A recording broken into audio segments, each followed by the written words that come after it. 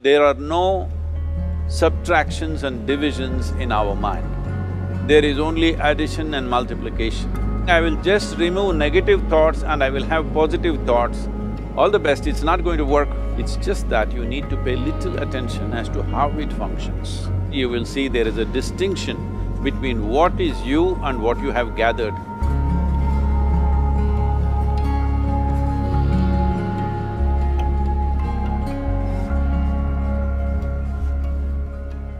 Well, see the way the question is asked and also the way normally it's addressed is, people think there is something called as negative thought and positive thought. They want to remove the negative thoughts and have only positive thoughts. For such people, I would ask them to just experiment for 10-15 seconds. Let them forcefully remove one thought from their mind. For example, next 10 seconds, just don't think of a monkey. Try not to think of a monkey for next 10 seconds.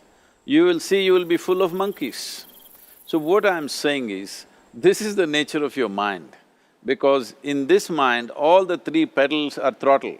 There is no brake, there is no clutch. Whatever you touch, it will only go faster. In this kind of mind, people have been taught from moral teachers and religious teachers, do not think about bad things. Well, since then it's been a full-time job. So there is no way you can handle the mind like this. This doesn't need any great enlightenment. If you spend 2 minutes with your eyes closed, you will realize you cannot do anything forcefully with this mind. So, I want to remove negative thoughts. Do not ever go in this direction, because what you want to remove will become your quality. Always you will be on it. So what should I do?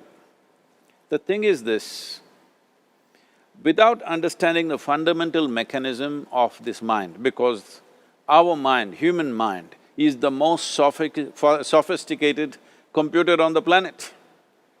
Even all the supercomputers have come out of this. When this is the case, is it not important that we understand the mechanics of how it functions?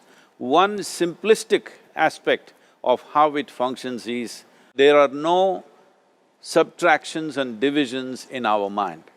There is only addition and multiplication.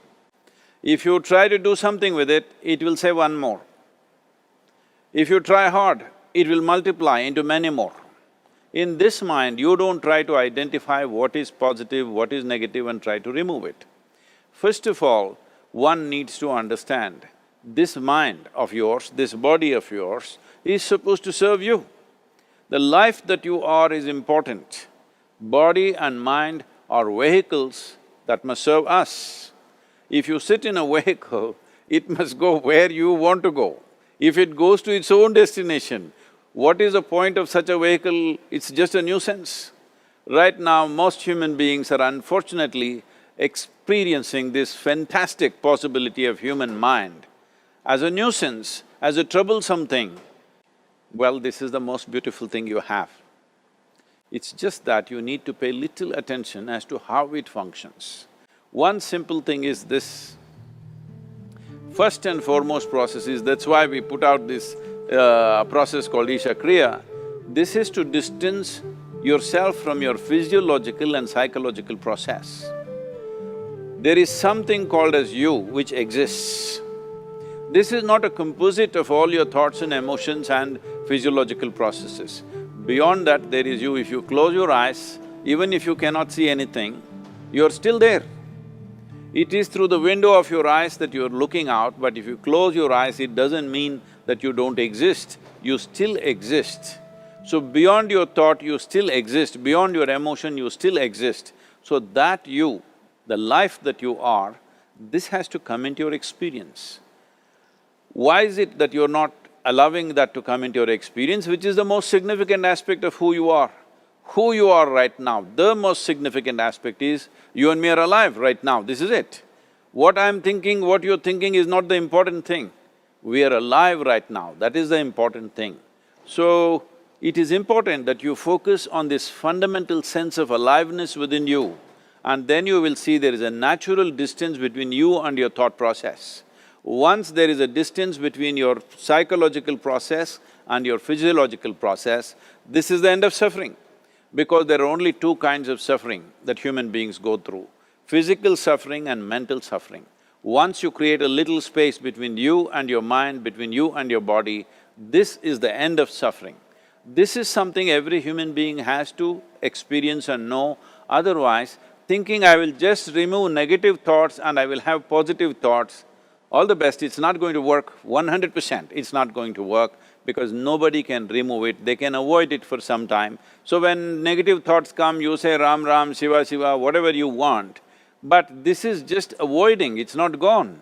The moment you stop that, it will pop back with great force, otherwise it'll come back in your dreams. So it's very important, first of all you need to understand your anger, your resentment, your fear, your anxieties, the negativity that you generate. Generally resentment, anger,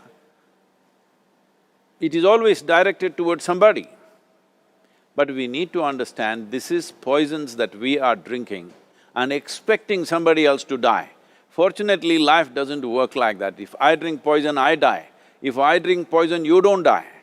So, we need to understand this. When I say poison, today you can have yourself chemically analyzed. Right now, what is your blood work, what it says? 5 minutes of intense anger, check your blood work and see, there will be lots of negative elements in it, literally you're poisoning yourself. So, do you want to poison yourself? Definitely not. Now the very question is coming from certain helplessness, what shall I do? Don't do anything, just sit back and just concern yourself with something which is a life process. Maybe your heartbeat, maybe your breath, maybe just the sensation of being alive.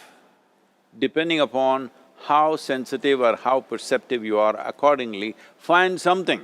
It could be a sensation in the body, it could be breath, it could be heartbeat, it could be anything, something which indicates life to you.